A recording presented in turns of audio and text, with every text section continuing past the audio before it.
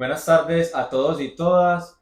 Bienvenidos y bienvenidas a un nuevo episodio de Fábrica de Conversaciones, el podcast semanal. Bueno, al principio intentamos que fuera semanal, pero ustedes saben que entre diferentes responsabilidades, ya sea académicas o laborales, se va haciendo difícil hacerlo, pero seguimos con toda y el compromiso es el mismo, informarlos a ustedes. Ustedes saben que este programa nace en el seno del sindicalismo, así que esto es por y para ustedes. Así que quédense a ver este episodio porque está genial. Tenemos dos invitados de lujo, así que no se lo pierdan.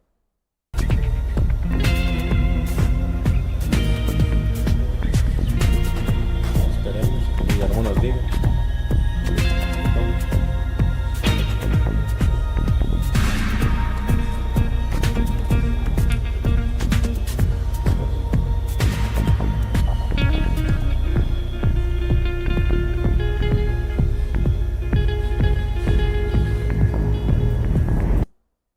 Bueno, como les decía, este episodio es un poco diferente a lo que los tenemos acostumbrados porque normalmente tratamos actualidad política colombiana. El día de hoy nos vamos a ir un poco más allá, nos vamos a ir a lo internacional, a lo que sucede en la China, a lo que sucede en Israel, a lo que sucede en Ucrania, que son cosas que en un mundo globalizado nos afectan a nosotros. Sí, aunque tú no lo creas, lo que suceda al otro lado del mundo te está afectando completamente y tú no te das cuenta, que eso es lo peor. Así que bueno, sin más preámbulos, yo voy a presentar los dos invitados que tenemos el día de hoy. A mi izquierda tengo al profesor Gustavo Soto. Él es profesor de Relaciones Internacionales de la Universidad de Antioquia. A su vez, es el coordinador del Semillero de Estudios Geopolíticos y Asuntos Globales, por sus siglas SEGAR. A mi derecha tengo igualmente al profesor Javier Sánchez de Relaciones Internacionales. A su vez, dirige un semillero de estudios asiáticos y coordina también la radio Zoom al Mundo. Así que bueno, como les decía, son dos invitadísimos de lujo que vamos a tratar hoy específicamente el tema de la geopolítica. Y me gusta mucho que estemos haciendo este programa precisamente en estas fechas porque ya tenemos un montón de tela que cortar. Ya estamos cerrando el 2024 y incluso nos vamos perfilando como qué es lo que va a ser el 2025. Y no solo el 2025, sino de aquí en adelante. Porque lo que yo quiero plantearle a mis dos invitados, primero, como para que la gente tenga un abrebocas, es Gustavo, Javier. Primero yo creo, para que la gente entienda qué es lo que estamos hablando, creo que tenemos que preguntarnos si estamos ante la creación de un nuevo orden mundial, por todo lo que ha pasado.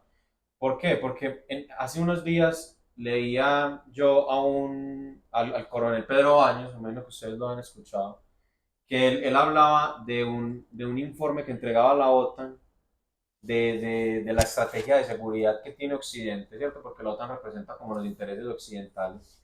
Y él hablaba de que él tenía dos informes, el análisis que la OTAN hacía en el 2010 y el último, y cambió totalmente. Así que por eso es que me parece muy pertinente que empecemos así. Y les propongo que empecemos con Javier. Javier, ¿tú crees que podemos hablar que estamos ante la creación de un nuevo orden mundial hoy? Bueno, más que creación, porque eso suena como al acto de la creación de la Iglesia Católica, creo que sí estamos en presencia de un nuevo orden mundial que se avisora en el horizonte, pero no solamente que se avisora en el mediano plazo. Yo creo que ese nuevo orden mundial ya existe, ya llegó. Lo que pasa es que no podemos pensar que el nuevo orden mundial se instala justo cuando el otro fallece. No, es un proceso en el que durante un lapso de tiempo van conviviendo los dos. Ese viejo orden que va muriendo, que va languideciendo con un nuevo orden mundial que va, digamos, posicionándose y que va consolidándose con el tiempo. Yo creo que en la medida en que desde el momento mismo en que la China tomó el comando de la economía mundial, en que la China tomó el comando del desarrollo tecnológico a nivel mundial, se empezaba a visorar ese nuevo orden mundial.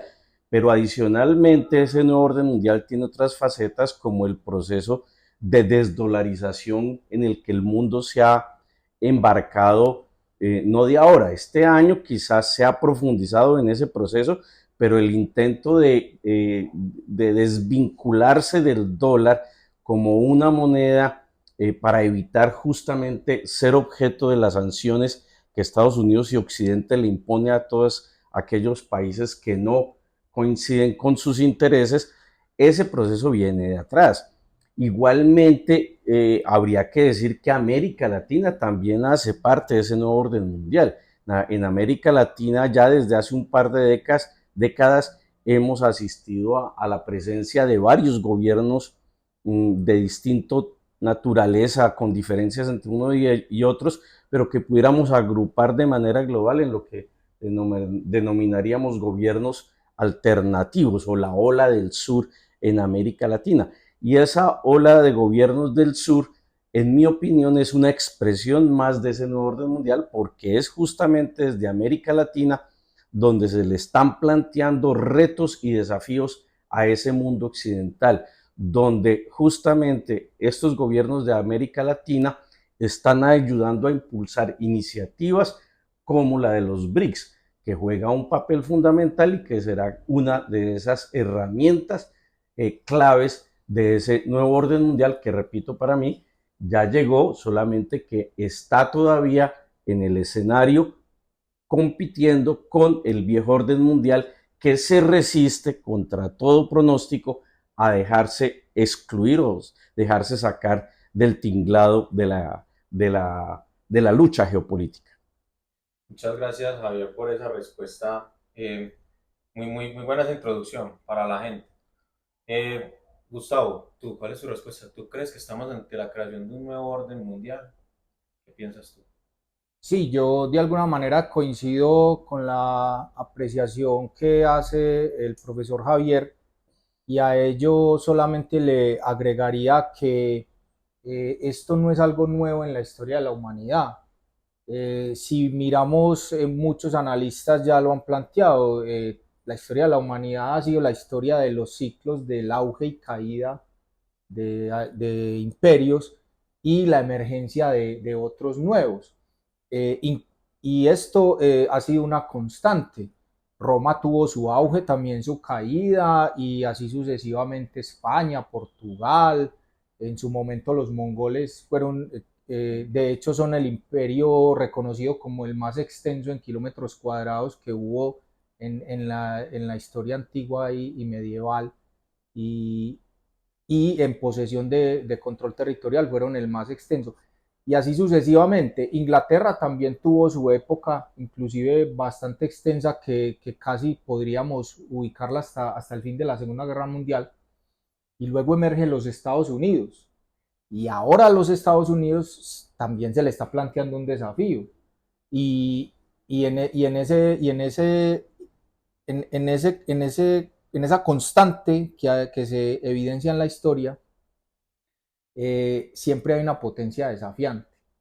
Y al final pueden pasar dos cosas, o puede llegar a una especie de acuerdo o entendimiento entre la potencia emergente y la hegemónica, o simplemente esto se resuelve pues con un conflicto. Entonces, en este momento yo sí realmente veo esa tensión, y ahí en los años, sobre todo el año que viene, porque el 2025 llega con un nuevo presidente en los Estados Unidos, y en ese sentido tendremos que ver cómo ello va a impactar en diversos escenarios a nivel mundial. Europa, por ejemplo.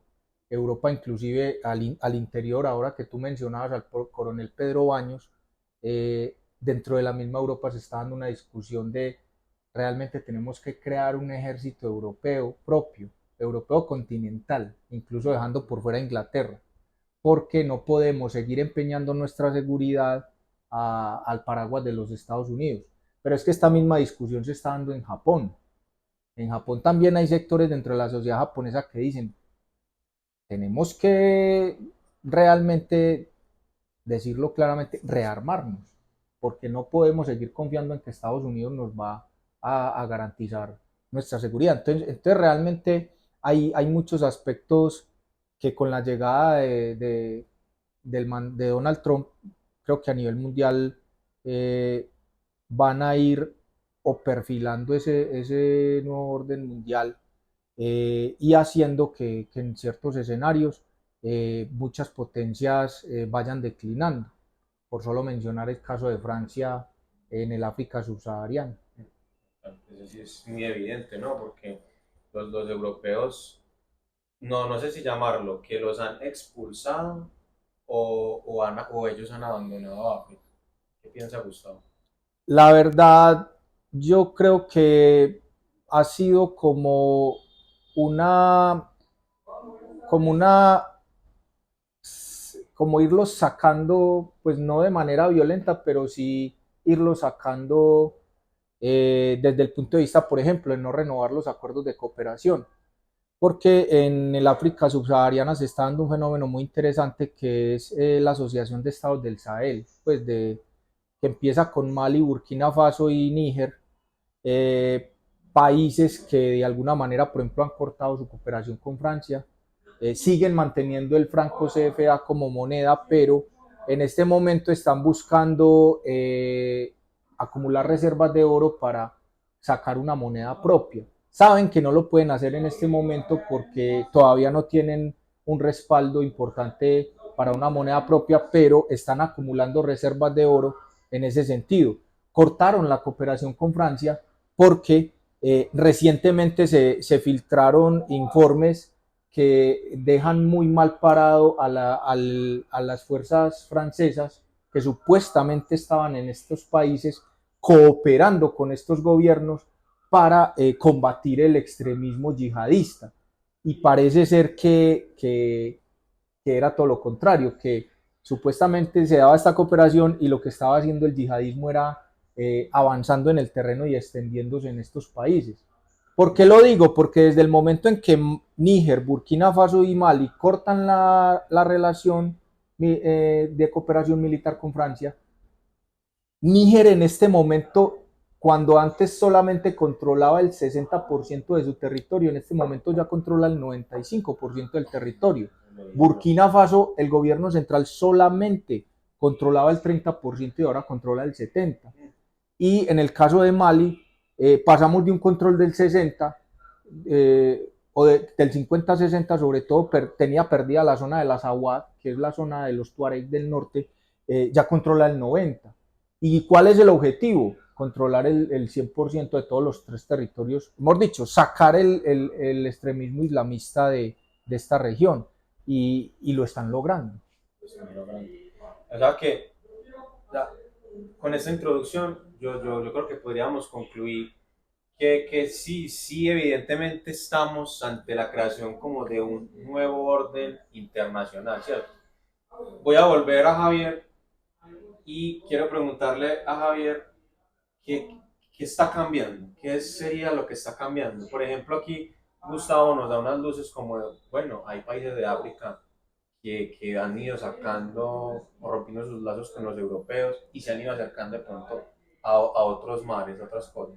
¿Qué piensa Javier? ¿Qué es lo que está cambiando? ¿Qué podría cambiar de aquí en adelante? Están cambiando muchas cosas y creo que justamente esa rebeldía que se está observando en algunos países del África corresponde o es otro ejemplo de ese nuevo orden mundial que se está consolidando.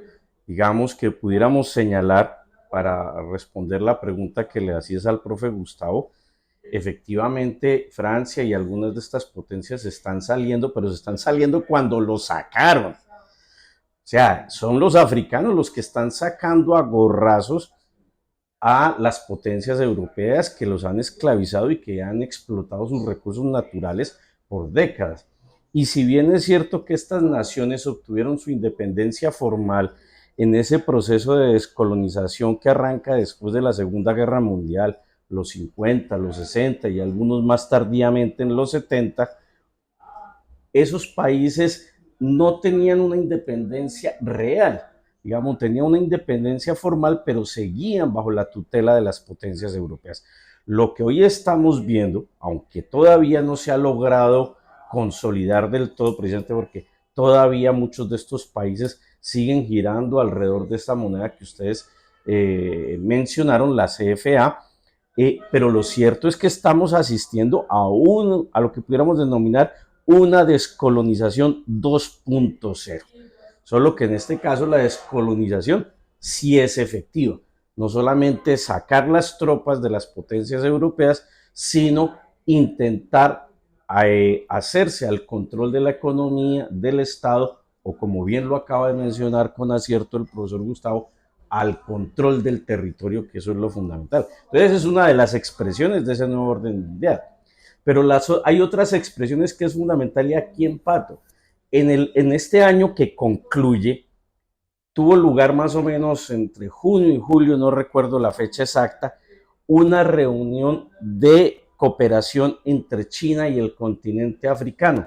Y esa reunión tuvo lugar en Beijing, en China, y allí a China asistieron más de 50 gobernantes o representantes de los estados del África, o sea, prácticamente la totalidad del continente africano, y fueron a sentarse con el gobierno chino y el gobierno chino a decirles que podían contar para sus proyectos de infraestructura y demás. Es decir, quien toma la delantera en este momento en la cercanía política, económica y de inversiones con el continente africano, pues son Rusia y China, que están del lado justamente de oposición o en el sector opuesto como antagonistas del mundo occidental anglosajón liderado por Estados Unidos. Entonces, ahí tenemos otra expresión de ese tipo. Estamos observando que países que usualmente eran aliados de los Estados Unidos, aliados digamos, de los más firmes, como podrían ser Arabia Saudita o la India, se están saliendo del libreto. Arabia Saudita decide hacer un acuerdo para restablecer las relaciones diplomáticas con Irán, nuevamente gracias a la intermediación del gobierno de China. Si sobre algo había cabalgado la política exterior de Estados Unidos respecto de Irán y de Arabia Saudita, era mantener esa distancia entre estos dos colosos, que los distancian temas religiosos, económicos, políticos, de otro orden. Pero eso se logra. Y Arabia Saudita accede, aun si eso significa enemistarse o ganarse el mal ojo de parte de los Estados Unidos, procede a restablecer las relaciones diplomáticas con Arabia Saudita. Este año que culmina, se vencía un acuerdo entre Arabia Saudita y Estados Unidos para la compra de petróleo pactada en dólares.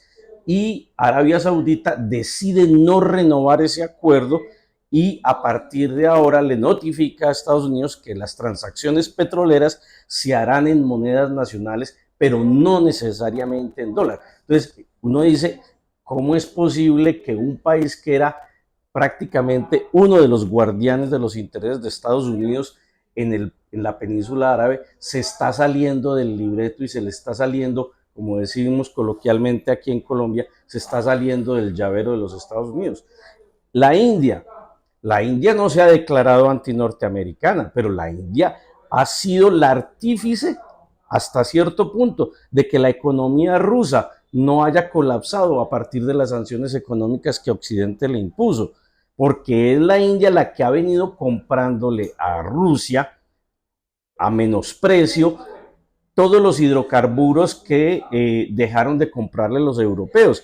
Y la India, en una actitud, digamos, de carácter, una política muy pragmática, le da salida a los hidrocarburos rusos y se beneficia ella misma porque India revende esos hidrocarburos a los mismos socios europeos, pero a un mejor precio.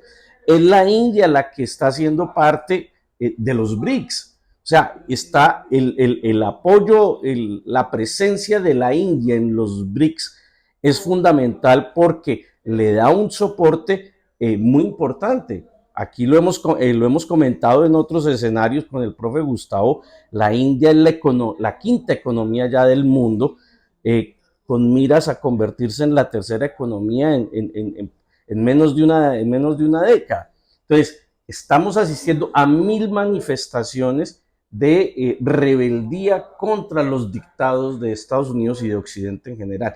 Todo eso, creo que en mi opinión, todo eso es lo que está cambiando. Muchas gracias, profe Javier. Sí, esta introducción está siendo genial. Yo creo que las personas que nos lleguen a ver va a ser extremadamente digerible para nuestro público. Ahora, yo quiero meterme por algo que Javier y Gustavo ya lo han mencionado, pero me parece importante como explicarle porque puede haber gente que no lo entienda bien, ¿cierto? Puede que nos vea mucha gente que está empapada del tema, puede que muchos otros no, ¿cierto? Entonces, le propongo a Gustavo que responda qué son los BRICS, que nos explique ahí bien interesante y rápidamente qué son los BRICS. Los BRICS fundamentalmente es un acuerdo comercial que iniciaron unos países y al cual se han ido sumando otros países. O sea, para explicarlo en términos básicos es eso. Los BRICS es una sigla, o sea, es una sigla que suma la B de Brasil, la R de Rusia, la I de la India, la C de China y la S de Sudáfrica. Esos, de alguna manera, esos fueron los primeros socios que integraron este acuerdo comercial. Entonces, mire que nada más y nada menos estamos hablando de países con mucho peso económico, territorial, de recursos a nivel mundial. Eh, Muchos de ellos, pues, la China y la India dentro del top 5 de las economías del mundo. Brasil no está en el top 5, pero está en el 10, como más o menos la séptima economía. Rusia no está dentro de las 10 primeras a nivel económico, pero es una potencia militar mundial. Entonces, y Sudáfrica, pues obviamente también es una economía importante con una serie de recursos como el oro. Sabemos que el primer productor mundial de oro es Sudáfrica. Entonces, todo eso sumado, obviamente todos estos acuerdos comerciales han hecho que de una manera interesante se fue creando un bloque inicialmente de estos países, pero resulta que los BRICS que han hecho en los últimos años se han ampliado. En las distintas reuniones de los BRICS se han ido sumando, han ido adquiriendo membresías muchos otros países. Y en la última reunión de los BRICS, que se llevó hace poco en la ciudad rusa de Kazán, que si mal no estoy es la capital de la provincia de Tartaristán o Tatarstán, se reunieron pues todos los miembros e inclusive se aceptaron otras membresías. ¿Qué significa esto? Que estos BRICS, que inicialmente son estas siglas de estos países que la conformaron en un comienzo, ya es un grupo muchísimo mayor. Casi que están creando un contrabloque económico, y digo contrabloque porque obviamente es un contrapeso económico al peso de lo que significa la Unión Europea y el peso económico de los Estados Unidos. Mientras que por un lado, los BRICS suman miembros, y en eso, por ejemplo, retomo algunas de las palabras del profe Javier, mientras el BRICS suma miembros, el electo presidente de los Estados Unidos, Donald Trump, anuncia que va a poner aranceles a los productos mexicanos. Eso implica un riesgo grande de romper ese acuerdo famoso que conocemos, que es el TLC-CAN de América del Norte. Y por el lado europeo, la extrema derecha gana terreno y también con un discurso proteccionista a nivel económico. Entonces, por un lado vemos un bloque que integra miembros y por el otro vemos un bloque con otras políticas distintas. Entonces, grosso modo, como para explicarlo y que quienes escuchen el programa lo entiendan, es un bloque económico alternativo a los bloques que han sido hegemónicos, que son pues el bloque de América del Norte liderado por Estados Unidos y el bloque de la Unión Europea. Y por otro lado, pues también podríamos mencionar lo que han sido las economías asiáticas, capitalistas históricamente conocidas como son Japón, Corea del Sur, Taiwán, que también son, pues no son un bloque, pero son economías que históricamente han sido poderosas y, y liberales, ¿cierto? y liberales en materia económica. Juan Pablo, si me permites, Claro que sí. yo retomo una mención que tú hiciste en la presentación de esta conversación cuando hablabas del coronel Pedro Baños. Coronel Pedro Baños tiene un libro que yo recomiendo a todos los que nos están viendo, que está en español, se consigue fácilmente aquí en Colombia, está en varias bibliotecas, que se llama Así se domina el mundo.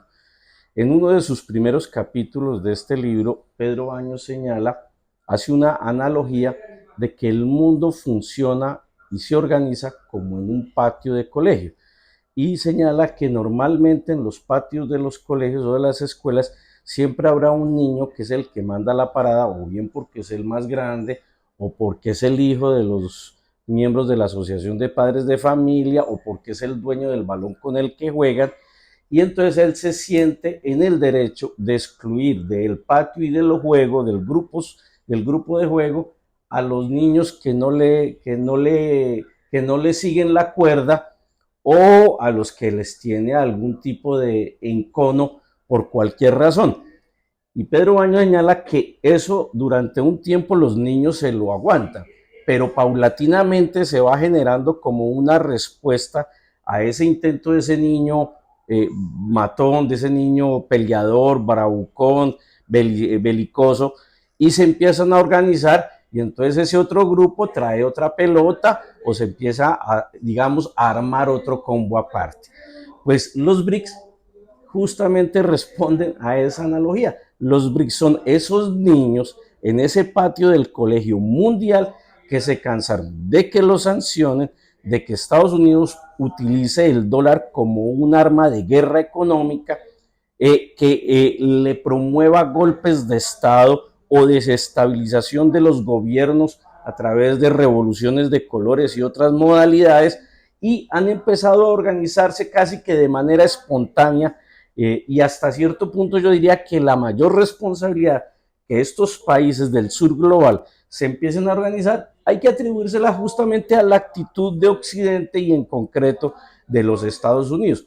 Si miramos, el profe Gustavo acaba de decir, eran 5 los miembros originales de los BRICS.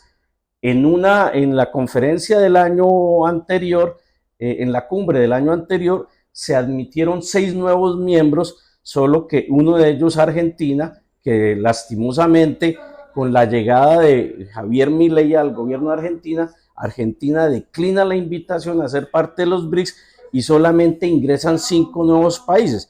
Y eran 2 países de África como Egipto y Etiopía, y otros países del Medio Oriente como Emiratos Árabes Unidos y algunos otros. Y en esta cumbre que acabo de mencionar el profesor Gustavo de Kazán, ingresaron otros 13 nuevos miembros, entre ellos países muy importantes y que registran economías emergentes muy vigorosas y con una gran perspectiva, como Indonesia, como Vietnam y otros tantos. Entonces, lo que estamos asistiendo realmente es que a esos niños que excluían del patio del colegio, hoy están convirtiéndose en los dueños del balón y en los dueños del patio. Ya esos países de los BRICS, junto con los 13 nueve países que ingresaron ya bajo otra modalidad, no la misma modalidad de los fundadores, sino una modalidad de miembros como asociados, una figura intermedia, este grupo representa más de una tercera parte del Producto Interno Bruto mundial, representa un porcentaje altísimo de la población mundial. En esos países está prácticamente la fuente principal de recursos naturales del mundo, y no recursos, no los recursos, o no solamente los recursos habituales como el petróleo y el gas, sino los recursos naturales propios del mundo que estamos viviendo, que es el de las nuevas tecnologías, o sea, recursos estratégicos para el desarrollo tecnológico. Eso es lo que estamos asistiendo. No, total. Y muchas gracias, profe, por usted hacer esa acotación, porque eso a mí me da pie a lo que es la siguiente pregunta. Profe, téngalo ahí, ¿no? Téngalo ahí porque la siguiente pregunta es, ¿usted cree que estamos ante la caída de Estados Unidos como primer potencia? Incluso la caída de Occidente, ¿cierto? Porque ese Occidente viene siendo así lo entiendo yo, el jefe ya hace mucho tiempo. ¿Cómo lo dice, profe? Digamos, no utilizaría el término de caída, porque el término, el concepto de caída nos da una idea de algo brusco, de un tropezón muy grande. Y pues hasta ahora no es eso lo que uno observa, aunque podría darse. Todos sabemos que la economía norteamericana es hasta cierto punto una economía de casino, una economía ficticia, una economía que está basada exclusivamente en la fortaleza del dólar, pero la fortaleza del dólar depende en mucho de la legitimidad que le conceda el mundo al utilizar el dólar como moneda de reserva o de intercambio, pero si los países empiezan a deshacerse del dólar, pues esa fortaleza del dólar se va a desmoronar, desmoronando la economía norteamericana y ahí sí podríamos asistir a una caída brusca de los Estados Unidos. Sabemos, por ejemplo, que Estados Unidos es una de las naciones más endeudadas del mundo, debe esta vida y la otra, y debe esta vida y la otra porque Estados Unidos, aprovechando que se puede endeudar en su propia moneda, cosa que no podemos hacer los otros países, Estados Unidos se endeuda en su propia moneda y ha llevado al límite ese nivel de endeudamiento simplemente por el proceso de imprimir más billetes que no tienen ningún tipo de respaldo. Pero lo que sí pudiéramos decir, que creo que es inobjetable, y dicho incluso por analistas desde el propio Occidente, es que estamos en presencia de una declinación cierta, objetiva y quizás irreversible de Estados Unidos como hegemonía mundial, como potencia hegemónica. En ese sentido, quizás el imperio que representan los Estados Unidos no finalice, podrá seguir existiendo, pero pienso yo que sí vamos o que estamos ya observando es que esa hegemonía a la que se acostumbró Estados Unidos desde la caída de la Unión Soviética ya es cosa del pasado. Digamos, ya no es una hegemonía unilateral, sino es una hegemonía contestada y disputada desde otras fuentes de poder como las que hemos mencionado aquí, China, Rusia y otras potencias regionales como la India, Turquía y otras tantas, Brasil. Entonces, digamos, lo que estamos es viendo eso, o sea, la declinación de la hegemonía de la hegemonía unilateral de los Estados Unidos y quizás, obviamente, de su papel y de su capacidad de influencia a nivel global. Digamos que vamos, al decir que está cayendo la hegemonía unilateral, estamos diciendo que estamos, muy seguramente vamos a presenciar en los próximos años y décadas, es un mundo multilateral, no un mundo unilateral, que es el que gobierna el mundo desde 1989, cuando cayó el muro de Berlín, y eso fue, digamos, el detonante de la implosión de la Unión Soviética. Muchas gracias, profe. Pasemos al profe Gustavo. Gustavo, ¿usted cree que nos toque ver la caída de Estados Unidos? ¿Y qué piensa usted sobre la declinación de Occidente?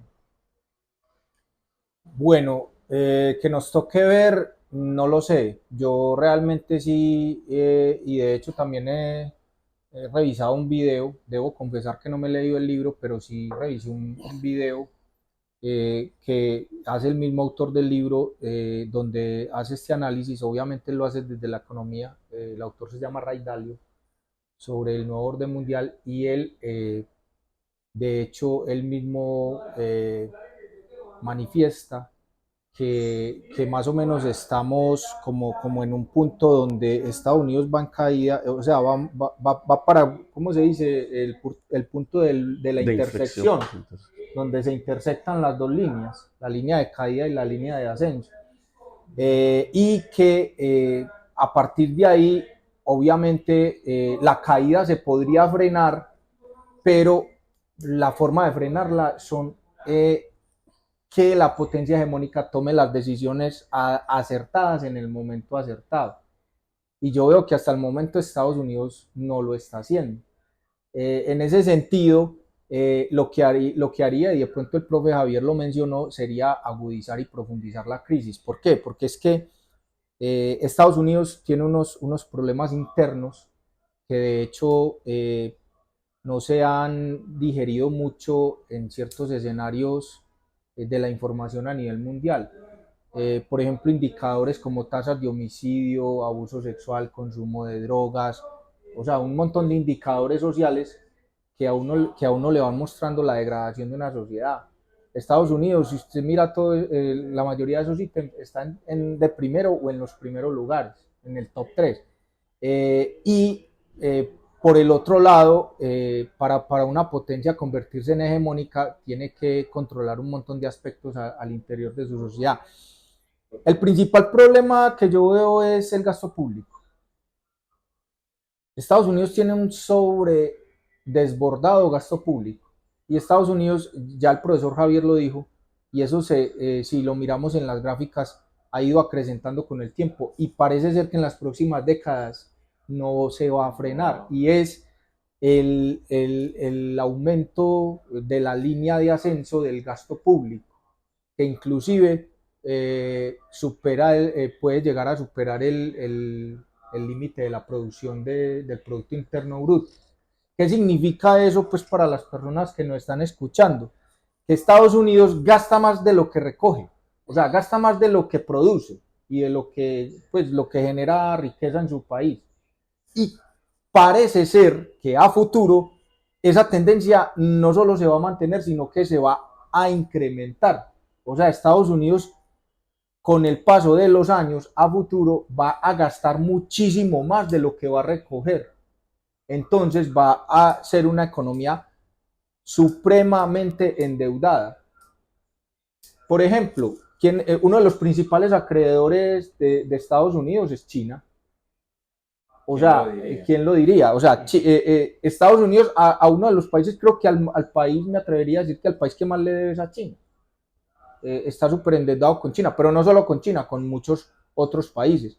Entonces, eso es como en una economía de una casa, de cualquier empresa pequeña, mediana o grande. Si una empresa o una familia gasta más de lo que gana, pues ¿qué viene? Viene la ruina, viene la quiebra. Y eso es una tendencia que Estados Unidos hasta el momento no ha revertido y parece ser que se va a agudizar. En esa implosión pueden venir problemas sociales, estallidos sociales. Eh, entonces, yo creo que por ese lado también hay que mirar el tema de por qué se está generando un nuevo orden mundial. Porque pues al otro lado del Pacífico pues hay una potencia que de alguna manera pues implementa, o sea, diseña políticas y las implementa y va en constante crecimiento. En el caso de China, el profe Javier lo conoce más que nadie. eh, Miramos año tras año kilómetros de carreteras, kilómetros de vías férreas, los trenes cada vez más veloces, la tecnología cada vez más avanzada. O sea, son un montón de ítems que sumados hacen que el producto de China y la economía crezca, mientras, y realmente el nivel de deuda pública de los Estados Unidos es muchísimo mayor. Entonces, ahí es donde yo creo que está la clave del entender por qué se puede dar un cambio abrupto. Y el mismo autor que yo mencionaba ahora lo manifiesta en su libro. Lo que pasa es que pues lo tengo ahí para abordar el libro. Él decía, siempre ha sido una constante en la historia que el imperio que declina y cede su lugar, eh, siempre el comienzo del fin, de alguna manera decirlo, es el sobreendeudamiento. O sea, eh, se vuelve más gastón de dinero del que recauda. mientras que la potencia que emerge, antes todo lo contrario, trabaja más, más fuerte y genera muchísimo ingreso. Sí, no, muy interesante eso y también, por ejemplo, lo de la parte social, que esto puede ser un tema muy polémico, pero tal vez muchas personas lo han llegado a incluso pues a entender así, y es que la declinación de Occidente no solamente es pues económica, militar, geopolítica, etcétera, sino también es moral, ¿cierto? Es un montón de cosas que, pero bueno, yo les voy a picar la lengua ahí, pero tenemos que ir hacia otro punto, tenemos que ir hacia otro punto y les propongo que vamos a coyuntura, vamos a coyuntura, vamos a un terreno espinoso también, espinoso, pero, pero que hay que tratarlo. Y le propongo a Javier, empecemos con Javier, porque yo sé que Javier es alguien que se ha apropiado mucho del tema y no deja de hablar, porque Javier no deja de hablar de Palestina. Javier es una persona que las personas que lleguen a ver y lo conozcan saben de qué les estoy hablando. Así que Javier, yo te pregunto como para la gente, ¿cómo podría entender las personas qué es lo que está sucediendo en Gaza? Así como una explicación bien interesante para que la gente lo pueda entender. Para hablar sin rodeos, es lo que está sucediendo en Gaza es un genocidio a la vista de todo el mundo, genocidio a través de las redes sociales, un genocidio a través de estas tecnologías que está sucediendo a diario y que comenzó el 7 de octubre del año 2023 con el pretexto de la incursión que realizó el movimiento Hamas al otro lado de la Franja de Gaza, en territorio de Palestina, ocupado actualmente por el Estado sionista Israel. Entonces, el balance de este año ya largo, de este año y un mes, año y dos, ya vamos para año y 2 meses del genocidio, se salda con unas cifras absolutamente dramáticas. Entonces, cerca de casi, ya se está acercando la cifra a los 50.000 muertos. De esos 50.000 muertos por los bombardeos de Israel, por lo menos más de una tercera parte son niños, otra porcentaje bastante amplio son mujeres. Pareciera que hay una política clara, deliberada, y no solamente clara y deliberada, sino explícita del gobierno de Israel de dirigir los ataques contra la población civil, de dirigir los ataques contra la población más indefensa y en un intento vano de evitar cortar el crecimiento o los brotes de nuevos activistas del movimiento de resistencia en Palestina, cree que asesinando niños y asesinando a las madres que pueden dar alumbramiento a esos hijos va a garantizar eso. Sin embargo, no lo ha logrado. Recién comenzó la contraofensiva de Israel contra esa incursión de Hamas. Se hablaba de 3 objetivos. El primer objetivo era derrotar a Hamas. No lo ha logrado. El segundo objetivo era recuperar los rehenes israelíes que habían quedado en manos de Hamas. Tampoco lo ha logrado. Y el tercer objetivo era ampliar, expulsar a la población palestina de toda la Franja de Gaza para poder instalar en la Franja de Gaza nuevas colonias judías que ampliaran el espacio territorial del territorio del Estado de Israel. Ninguno de esos objetivos lo ha alcanzado Israel, pero sí ha logrado demostrar su enorme capacidad, puntos suspensivos, de destrucción. Porque lo que ha hecho Israel en la Franja de Gaza es prácticamente no dejar piedra sobre piedra. En este momento que estamos hablando, hoy, momento en el que estamos grabando este conversatorio, se conmemora el Día Nacional de la Solidaridad con el pueblo palestino, porque justamente un 29 de noviembre como hoy, las Naciones Unidas tomó la decisión que es la responsable de todo lo que ha ocurrido, y es la de permitir la partición de la Palestina histórica en dos pedazos, uno para la creación de un Estado árabe palestino y otro para la instalación y establecimiento de un Estado nacional judío. Pero Israel está en un momento de empantanamiento. Israel es una verdadera potencia militar.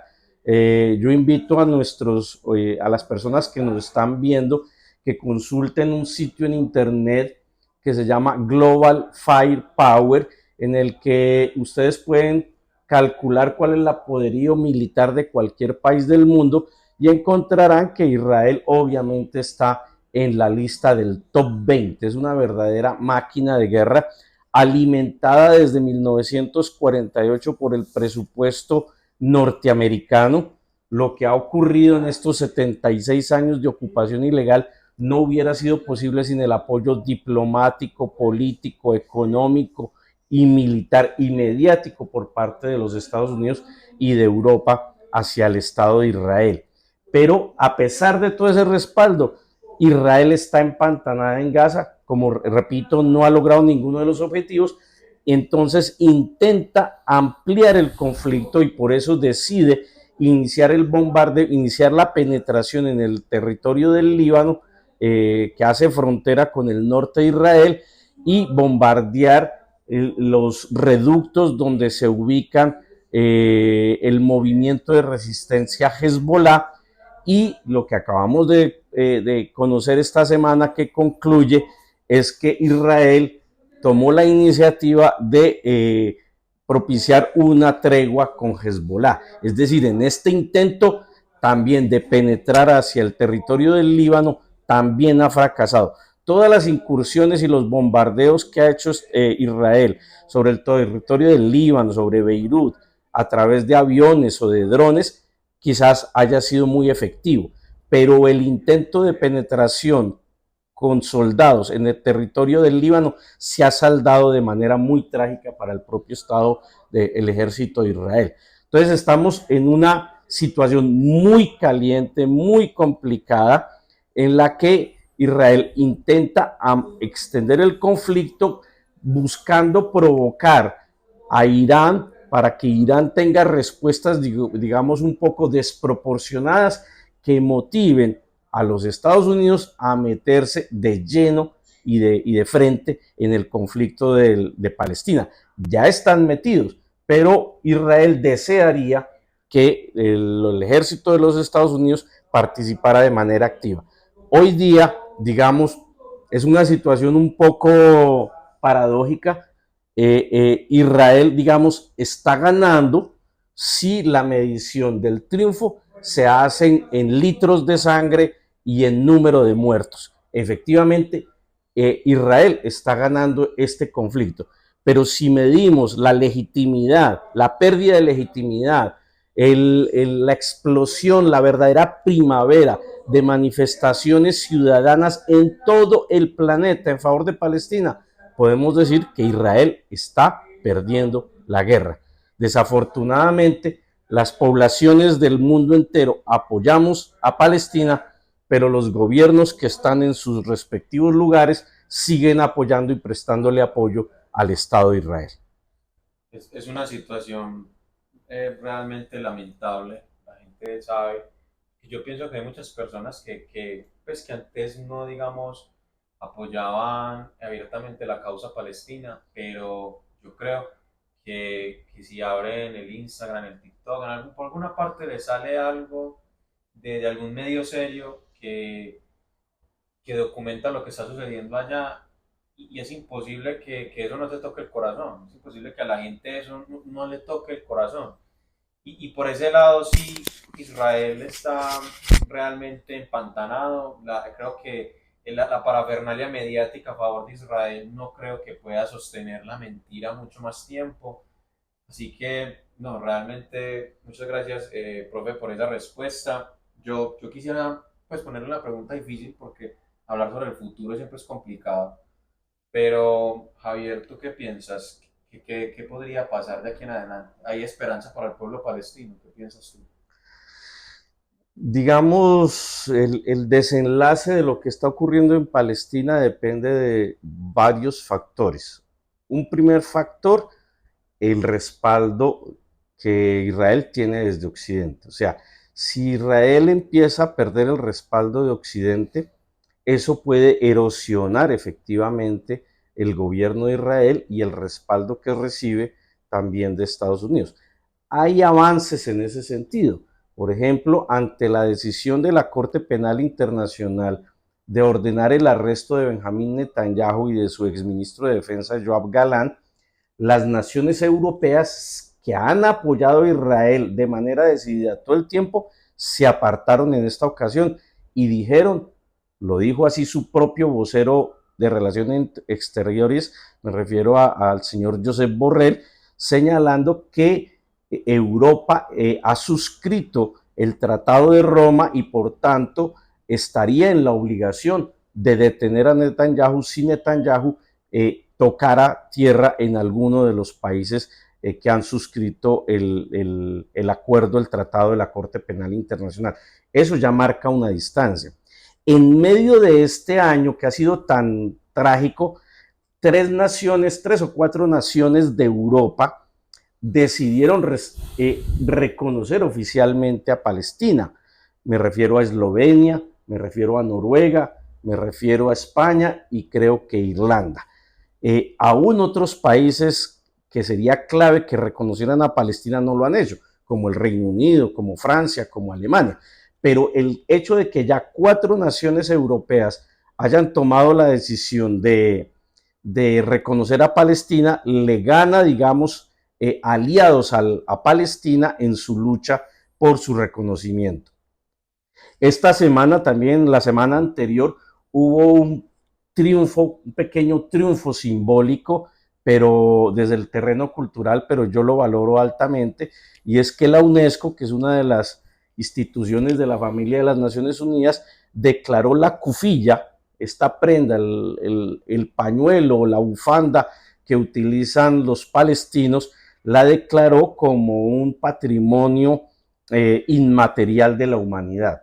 Pero adicionalmente, ya hay hechos notables, digamos, la campaña de bloqueo y de desinversión que se está lanzando a nivel mundial ya pone en dificultades a algunas empresas occidentales que le brindaban respaldo económico y financiero al Estado de Israel y que están viendo cómo la decisión individual, sencilla, de un ciudadano de no comer una hamburguesa de marcas muy conocidas, de no comprar unas zapatillas de marcas también muy conocidas, de no tomar bebidas gaseosas de marcas muy conocidas, va golpeando las finanzas del Estado de Israel. Entonces, digamos, ahí hay un acierto.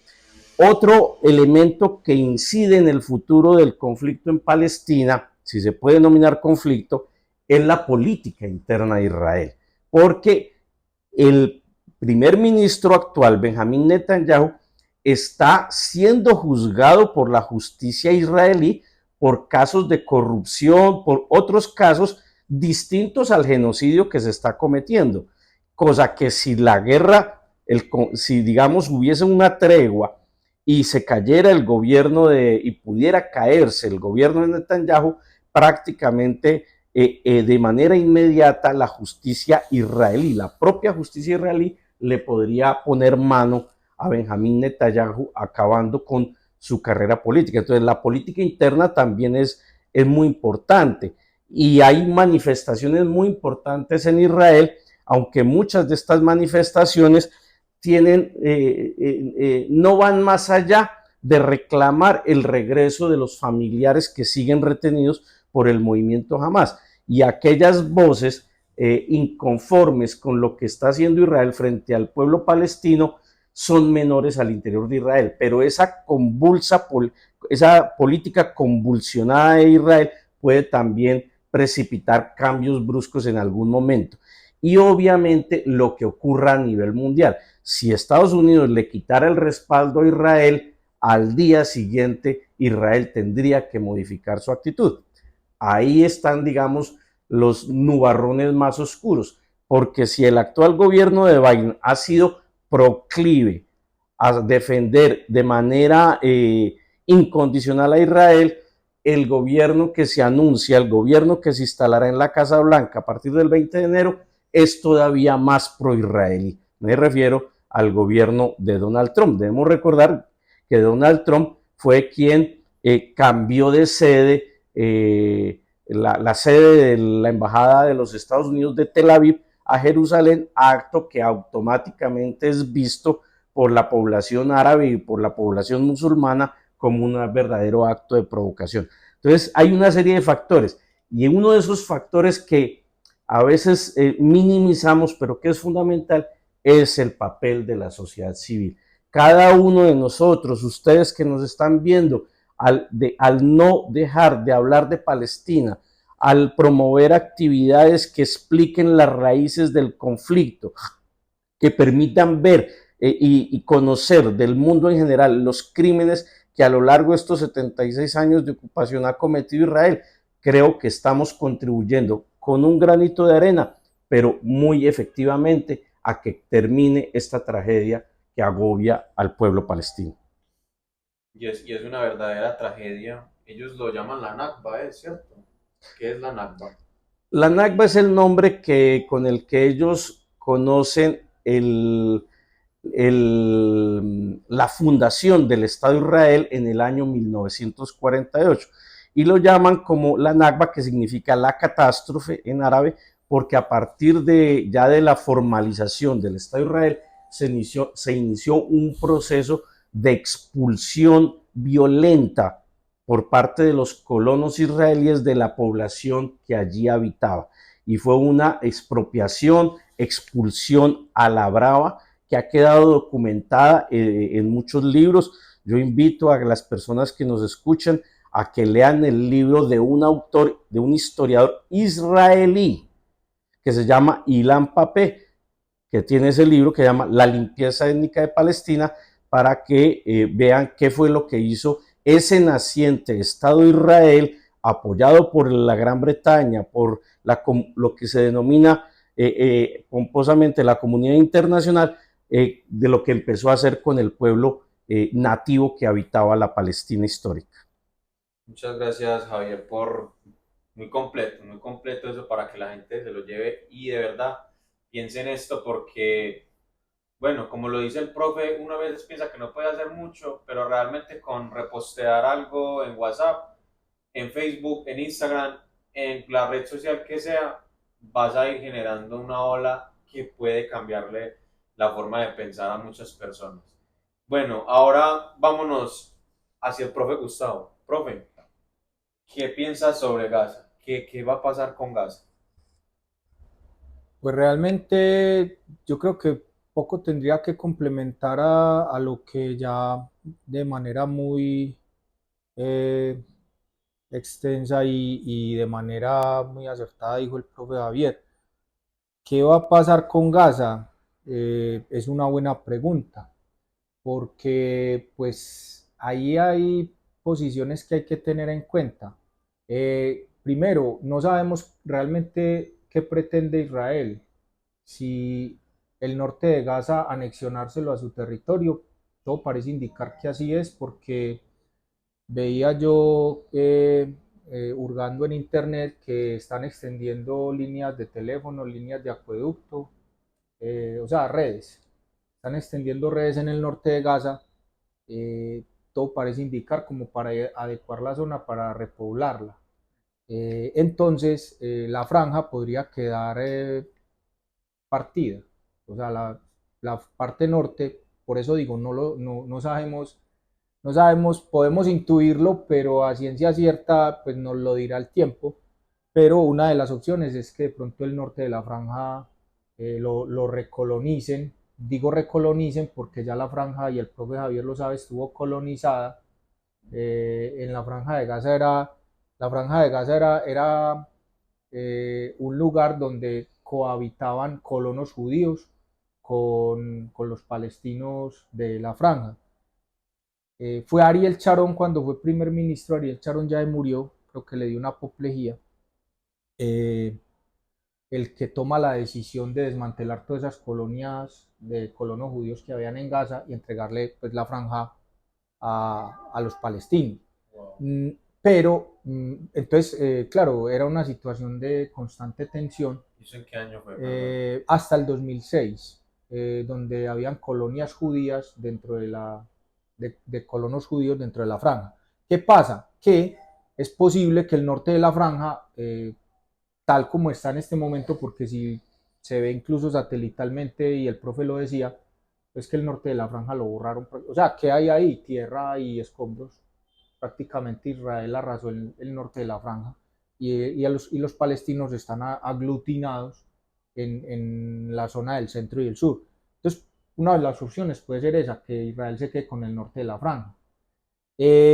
La otra opción, que se retire del norte de la franja, y en eso tendrían que jugar la presión pues sus aliados, ¿cierto? Europa y Estados Unidos, de alguna manera, no sé si presionarlo, pero por lo menos invitar a Israel a que devuelva con lo que se quiere quedar, que sería el norte de la franja. Y a futuro, y con la llegada de Trump, realmente pues, la situación para los palestinos, pues yo la verdad lamentablemente veo que puede tender a empeorar. ¿Por qué? Porque, ojo, estamos hablando de Gaza, pero al otro lado está la Cisjordania. Y curiosamente se supone que la operación militar se llevó en Gaza, y pues el profe Javier de pronto tiene la cifra más completa, creo que en la Cisjordania, eh, que no, pues entre comillas no tendría nada que ver con el asunto, eh, ya van como creo que 1.000 o más de 1.000 personas asesinadas.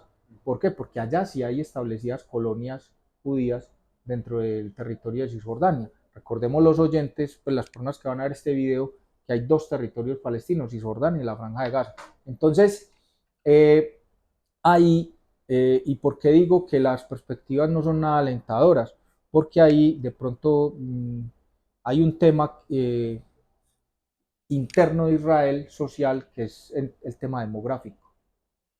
Y el tema demográfico, pues lamentablemente se perfila que a futuro la población mayoritaria dentro de Israel van a ser ultraortodoxos. O sea, ¿a qué me refiero? A que la tasa de hijos por mujer en Israel, la tasa de nacimientos, es más alta entre los ultraortodoxos que entre los laicos. O sea, pues los no religiosos en Israel. Esa tasa es mucho más alta entre judíos ortodoxos. Entonces, claro, estas personas van a tener, pues, Van a ser más. van a crecer con el tiempo, van a poner más escaños en el Parlamento y van a tener una incidencia más directa en la política. Lo que quiero indicar con esto es que lamentablemente con esa tendencia demográfica, Israel cada vez va a volverse un estado más extremista religioso. Ah, sí, sí, claro. Sí, uy, qué fuerte eso,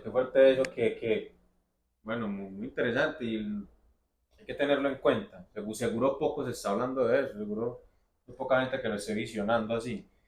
Bueno, tratamos Gaza, como estamos en el segmento de coyuntura, vámonos para otra parte en el mundo, a otro conflicto que si es bien teso también y que determina un montón de cosas. Seguimos con Gustavo.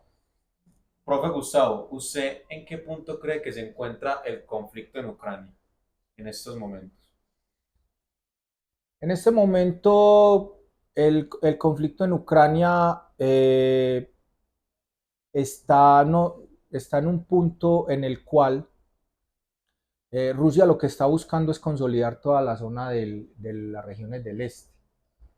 Ah, para las personas que van a ver este video, eh, Ucrania es un país territorialmente, pues tiene una extensión importante, y Ucrania, pues que es un país que está ahí al lado de Rusia, eh, en la zona del Mar Negro entre Rusia y por el otro lado está Polonia y están otros países de Europa Oriental.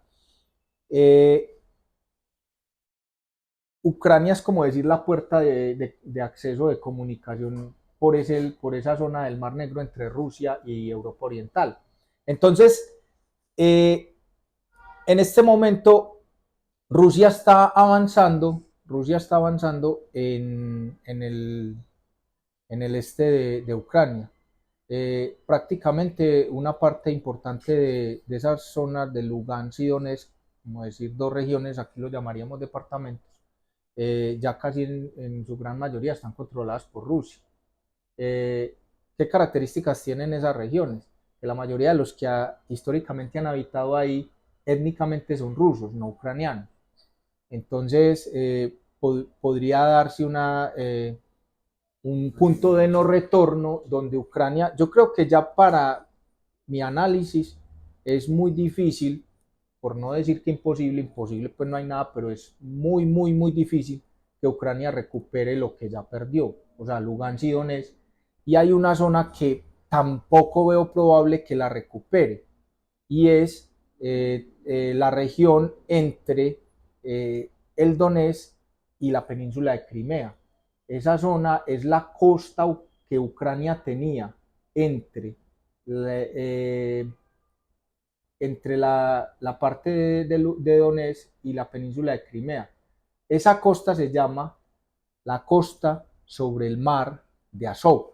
El mar de Azov es como un pequeño mar que se forma dentro del Mar Negro, como en una esquinita, porque hay un estrechito entre la península de Crimea, una patica, una puntica de la península de Crimea, que está muy, muy, muy cerquita, solo dividido por un estrecho con la provincia rusa de Krasnodar, y se llama el estrecho de Kerch.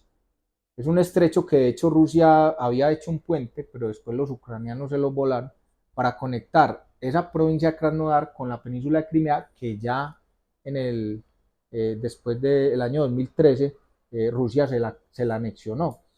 Ese mar de Azov, que es ese mar como encerradito en esa esquina del Mar Negro, atravesando el estrecho de Kerch, toda esa costa, Ucrania ya la perdió. Mariupol y esas ciudades, Ucrania ya la perdió, Zaporilla, y probablemente no la recupere. Y lo que yo, desde el punto de vista mirando ese mapa, pienso es que pueden pasar dos cosas, que Rusia simplemente se conforme con las provincias del este o que quiera ir por algo que está dentro de su, ¿cómo se llama, profe Javier? Como dentro de su referente histórico y que considera espacio, que considera, hace parte de su referente histórico. Claro que ahí es una batalla grande, que diría yo sería como la batalla final, el puerto de Odessa.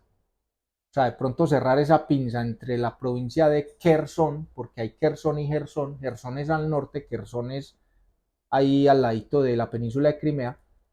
Terminar de avanzar en Kherson para conectar, tomar Odessa y conectar con la región de Transnistria, que es una zona, una franja en el este de Moldavia, que es una especie de región separada dentro de Moldavia, casi que es una república independiente de facto. Eso es muy interesante verlo en los mapas y se los cuento aquí, porque cuando usted lo ve en el mapa, usted ve realmente cuál es el riesgo que corre Ucrania, que Ucrania corre un riesgo grande que al final de todo este conflicto se quede sin salida al Mar Negro.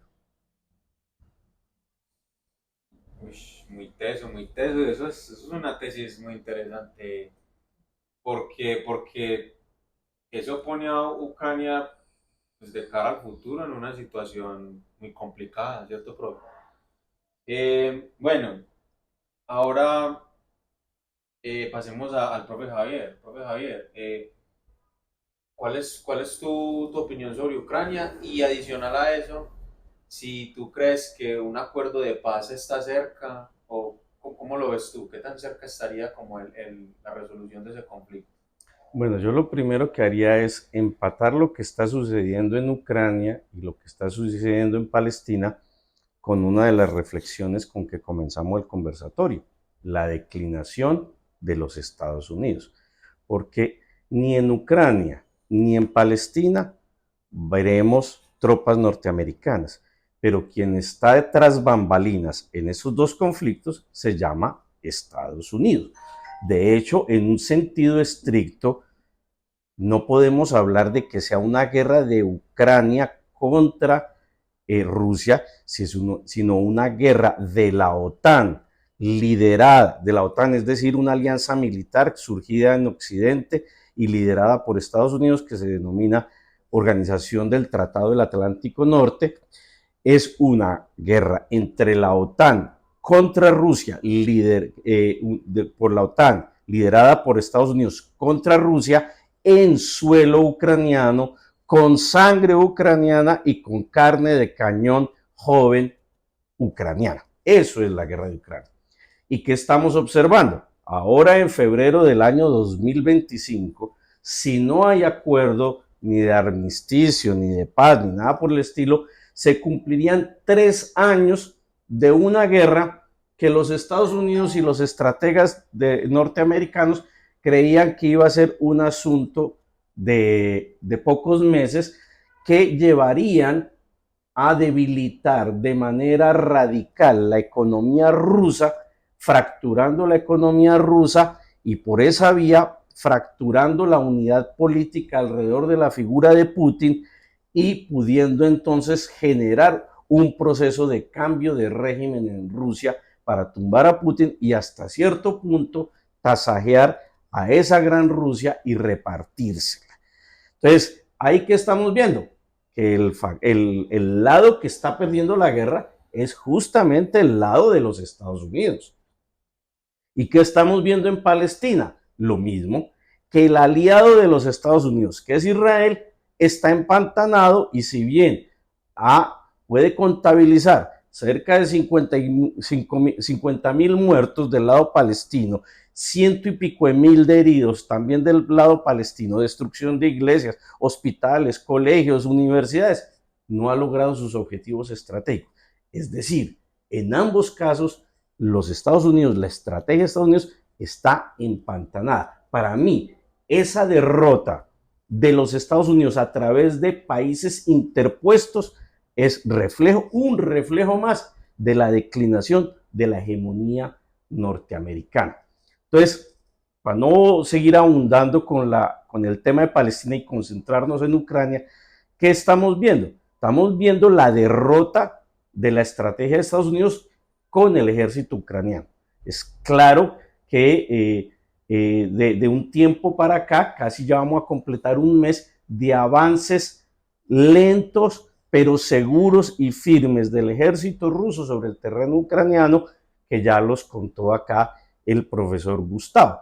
En un intento de intentar debilitar o de distraer al ejército ruso para liberar algunas de estas zonas que ya están bajo el control del ejército ruso, Ucrania se embarcó en una maniobra que fue la de penetrar el territorio ruso en una región que se llama el Kursk, que también ha resultado infructuosa, porque lograron ser detenidos, no han logrado el avance esperado, pero lo más grave digamos, desde el punto de vista militar ucraniano, es que Rusia no debilitó el frente oriental, donde ya hoy está en Ucrania, para atender el problema en Kursk, sino atendió el problema en Kursk y siguió avanzando en las provincias de Donetsk y Lugansk.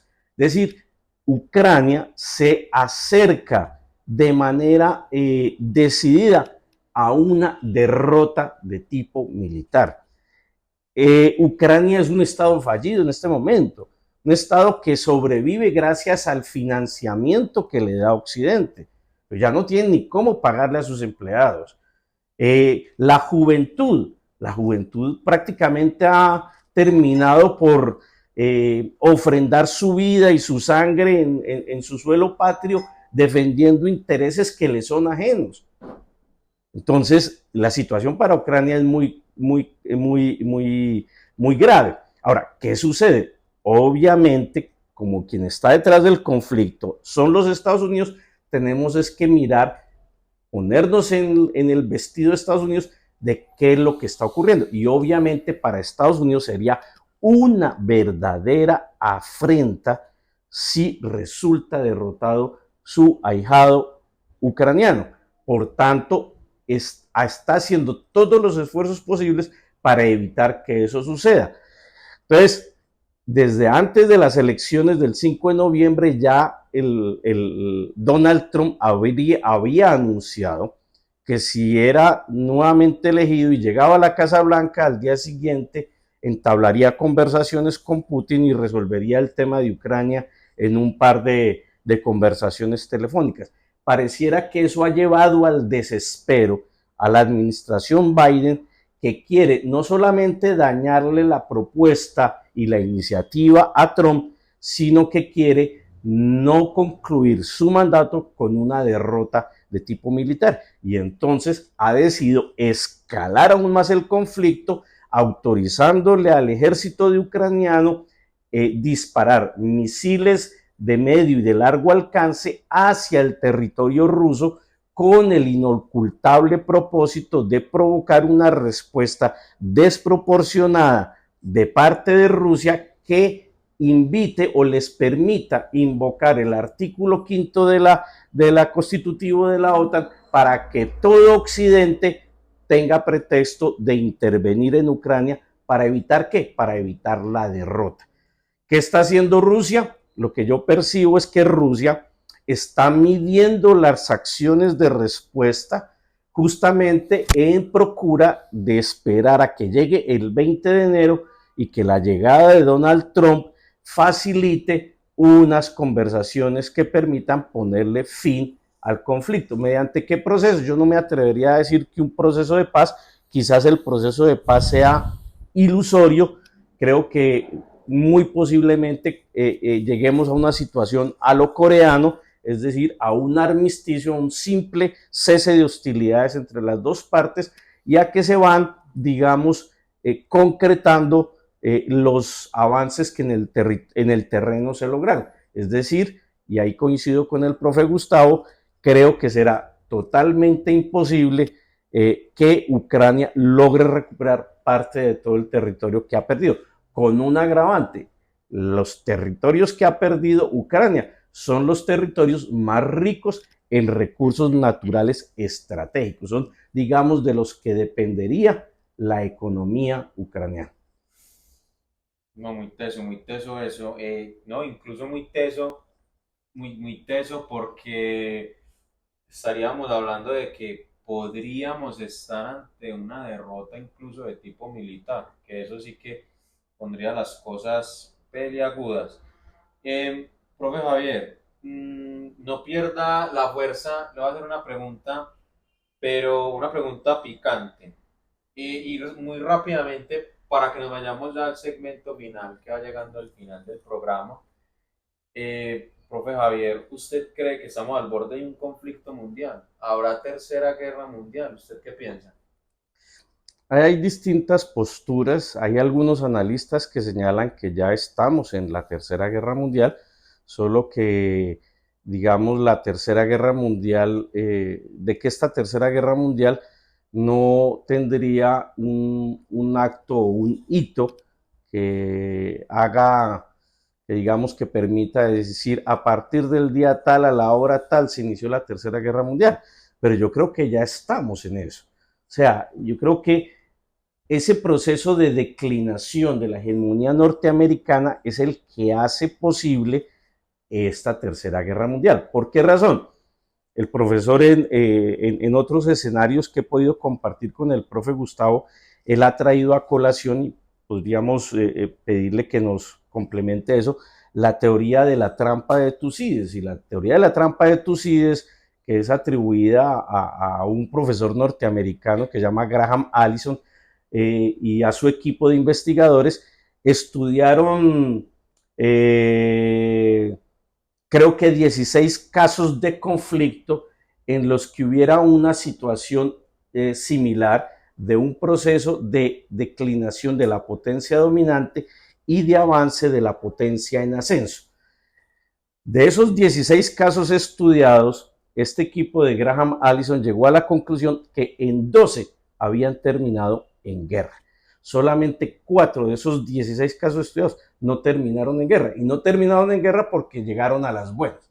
Entonces, doy dos casos. El caso de, 2 o 3 casos voy a dar de ejemplo. el caso de la disputa entre España y Portugal, que en el siglo XV estaban disputándose el control de todo el planeta porque eran las dos potencias navales de la época. ¿Y qué hicieron españoles y portugueses?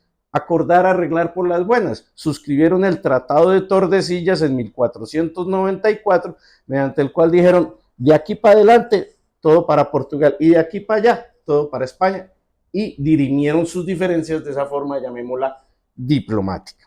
El otro caso es el de la declinación de la Gran Bretaña y el ascenso de su ahijado anglosajón, los Estados Unidos, que es un proceso que se opera a fines de la Primera Guerra Mundial y que registra la declinación de Londres como el centro financiero del mundo, la caída de la libra esterlina, la derrota, digamos, la declinación en lo militar y el ascenso de Estados Unidos. En este caso, no sé si las razones de ser unas culturas anglosajonas similares permitieron que la Gran Bretaña decidiera retirarse del escenario geopolítico de manera tranquila sin intentar permanecer a la brava allí. Doy esos dos casos para no extenderme más el tiempo, pero Graham Allison menciona otros dos casos. ¿Qué es lo que yo observo en el caso actual? En el caso actual no encuentro tal actitud por parte de los Estados Unidos. Todas las demostraciones que ha hecho Estados Unidos, los últimos gobiernos, es de llevar hasta el límite su dominación, de evitar que pueda surgir cualquier otro astro en el firmamento geopolítico mundial que lo pueda opacar.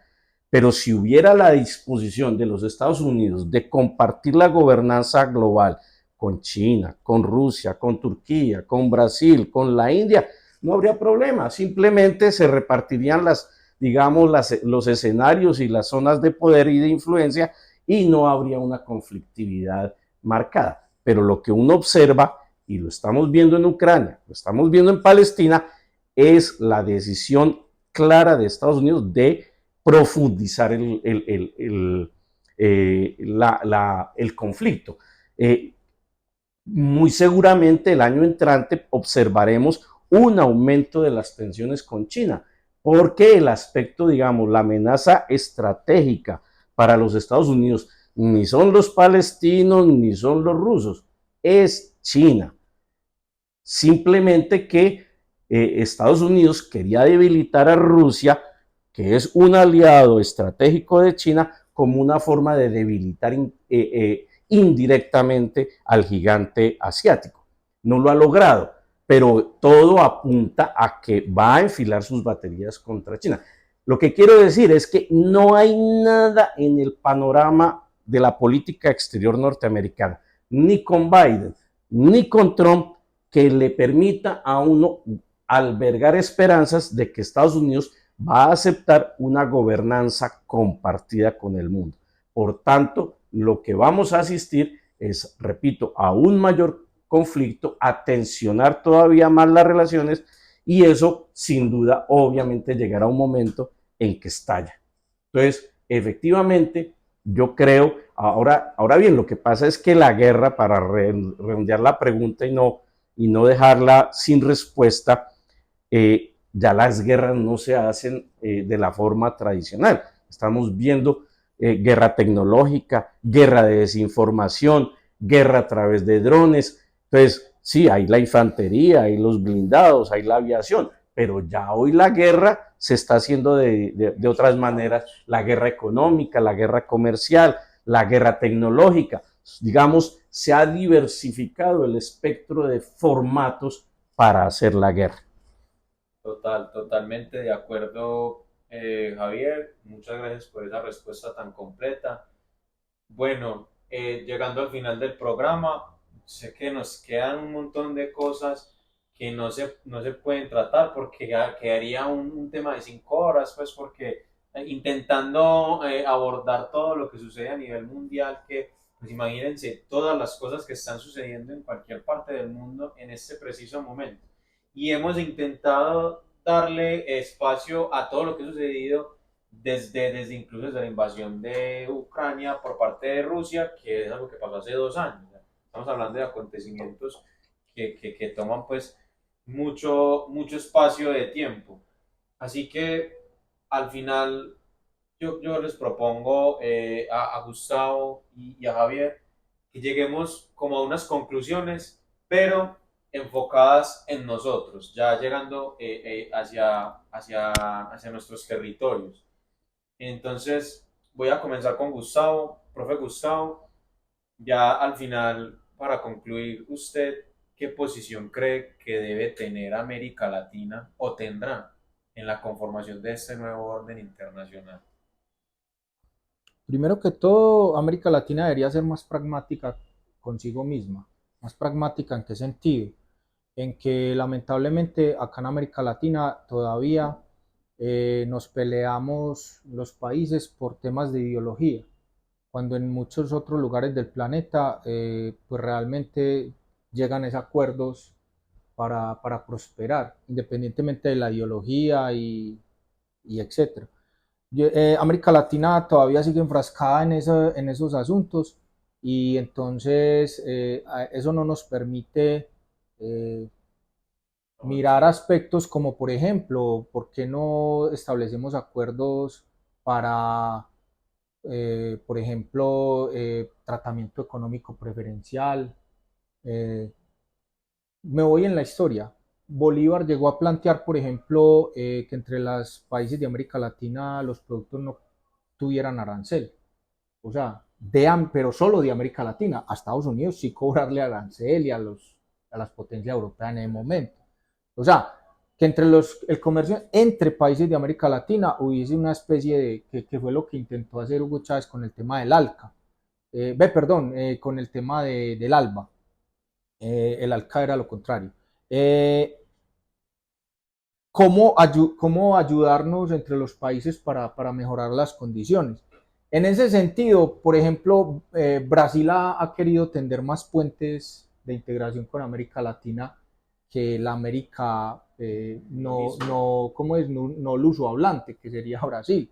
Eh, Lula, por ejemplo, está queriendo implementar que en las escuelas, en todo el sistema educativo del Brasil, casi que las personas sean bilingües, o sea, hablen portugués y español. Casi que dejar de privilegiar el aprender inglés para aprender español, porque él dice es que tenemos es que acercarnos a los cercanos. Entonces, buscar acuerdos económicos, buscar, por ejemplo, cómo crear un fondo de desarrollo. Sabemos, por ejemplo, que la Unión Europea tiene un fondo de desarrollo, donde con dinero del fondo de la Unión Europea se han desarrollado zonas de Europa. Por ejemplo, ¿por qué no pensamos eso, pero para América Latina? Y buscar alianzas. Yo no sé, yo en conclusión digo que sí deberíamos ser, obviamente pues sin ese respiche polo ni demás, ser más pragmáticos, más cómo nos desarrollamos y nos hacemos fuertes nosotros para que nos vean como un bloque.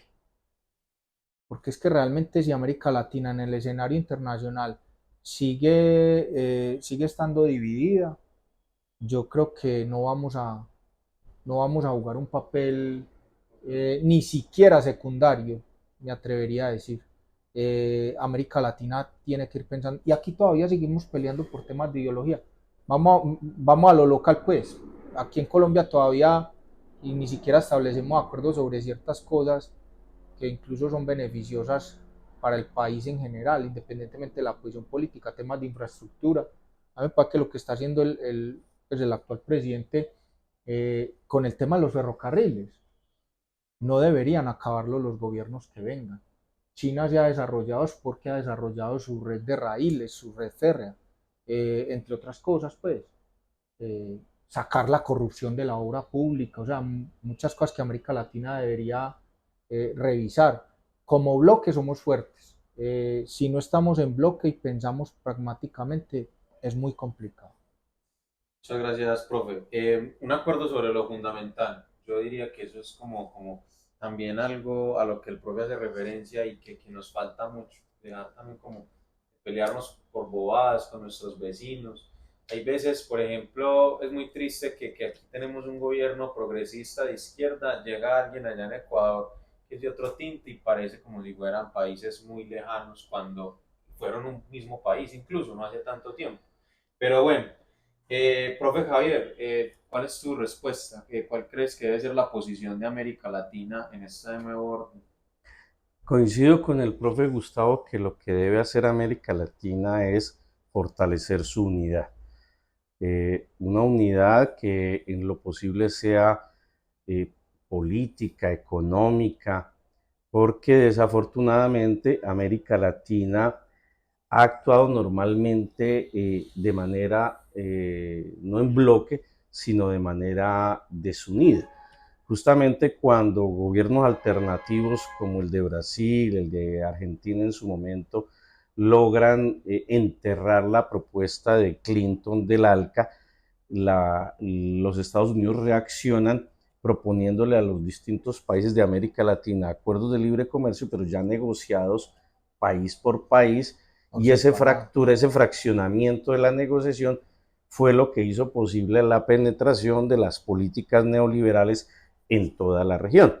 Entonces, independientemente de cuál sea el futuro, América Latina sí debiera hacer un esfuerzo de unidad. Ahora, esa unidad en lo posible no tendría que estar amarrada a una identidad de tipo ideológico. ¿Por qué razón? Porque de las cosas que uno observa es que propuestas interesantes como fue la de eh, el ALBA era tan, digamos, tan ideológicamente explícita que al momento, y casi que como una especie de reacción al ALBA, surgieron una serie de países que se quisieron o ubicar en el espectro contrario. Entonces, por ejemplo, este proceso de la Alianza del Pacífico, en la que estaban México, Perú, Colombia y Chile, era un intento de aglutinar aquellos países gobernados por gobiernos de derecha como una forma de hacerle contrapeso a esos gobiernos alternativos que, digamos, hacían parte del ALBA. Entonces, efectivamente, yo creo que la unidad latinoamericana, esa unidad por la que clamaba tanto Bolívar, sigue siendo un sueño incumplido y un sueño que se tiene que seguir buscando. Pero ya ante la circunstancia y la coyuntura actual, la pregunta que pudiéramos hacernos es, ¿América Latina tiene que definirse con alguno de los dos bandos? Y ahí hay distintas posturas. Por ejemplo, hay un investigador suizo al que yo sigo, porque es muy serio, Pascal Lotaz. Él reivindica las virtudes de la neutralidad y él señala cómo la prosperidad de los países escandinavos, la prosperidad de Suiza y de algunos otros países fue el resultado justamente de mantener una neutralidad frente a las distintas potencias que estaban en pugna. Y no solamente su prosperidad se debía a esa neutralidad, sino incluso su seguridad estaba garantizada por el hecho de no haberse decantado por alguno de los dos bandos. Eso lamentablemente se ha perdido. Países que eran neutrales como Suecia, como Finlandia, en este conflicto entre la OTAN y Ucrania, terminaron pidiendo entrada a la OTAN e ingresando a la OTAN. Esta misma semana, si no estoy mal, hubo una serie de rifirrafes en el espacio aéreo de Kaliningrado porque unos aviones rusos interceptaron aviones finlandeses que estaban en ejercicios militares con aviones norteamericanos. ¿Resultado de qué? De que Finlandia ya es parte de la OTAN y por tanto hace ejercicios militares con los Estados Unidos. Ahí ya se le complicó la vida a estos países y si Rusia no tenía, digamos, en la mira a Finlandia o a Suecia, con su inclusión en la OTAN, ahora sí. De hecho, no perdamos de vista que una de las raíces de la intervención de Rusia en Ucrania fue justamente eso, la pretensión de Estados Unidos en convertir a Ucrania en socio de la OTAN y meterle la OTAN al frente de las narices a Rusia. Entonces, la pregunta es, terminará, convendrá la neutralidad en esta disputa. Eso solo lo podremos saber en la medida en que evaluemos las posiciones y la evolución de las posiciones. Pero en otras ocasiones, si bien en algunas ocasiones la neutralidad puede ser una buena consejera, en otras ocasiones la neutralidad podría ser una muy mala consejera. Y en algún momento, de pronto, América Latina tendrá que verse abocada a tomar una decisión de por cuál bando, en cuál bando se ubica. Si en el bando de quienes han gobernado el mundo desde el fin de la Segunda Guerra Mundial o en el bando de los países emergentes y de ese nuevo orden mundial que empezamos a observar. Y yo creo que entre esas dos opciones, si a América Latina le tocara definir una afiliación a uno de los dos bandos, pienso que América Latina debe decantarse por incorporarse al bando del nuevo orden mundial. El bando que emerge. Bueno, ya llegando al final del programa, muchísimas gracias a las personas que nos lleguen a escuchar, a ver. Primero, darle las gracias a Javier, al profe Gustavo, por haber aceptado la invitación de venir al programa. Yo desde hace mucho tiempo quería grabar este programa pues porque no nos podíamos ir sin una fábrica de conversaciones analizando lo que sucede a nivel mundial y tratando temas que todos ustedes que nos ven todos los días en las redes, en los periódicos.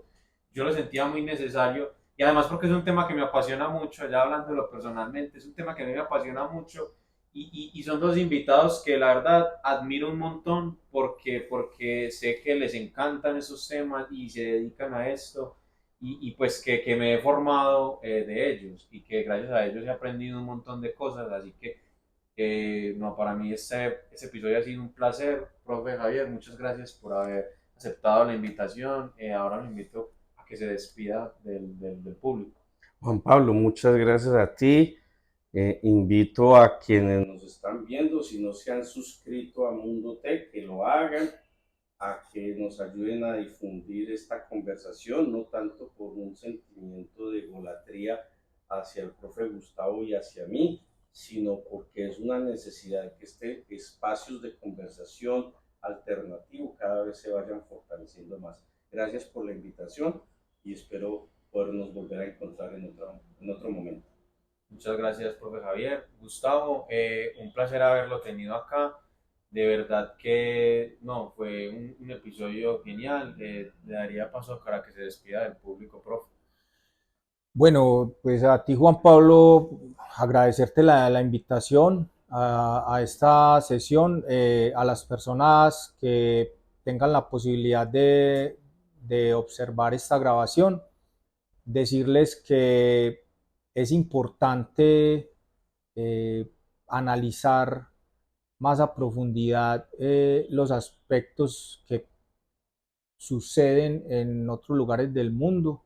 A veces tendemos a creer que lo que pasa en otras latitudes no tiene nada que ver con nosotros y resulta que muchas veces cuando nos tocan los efectos, sí nos damos cuenta que en un mundo interconectado y como tú lo decías en la presentación, en la sociedad, en un mundo globalizado, eh, lo que pase así sea del otro lado del planeta, sí tiene incidencia o afecta de una manera u otra en nuestra realidad.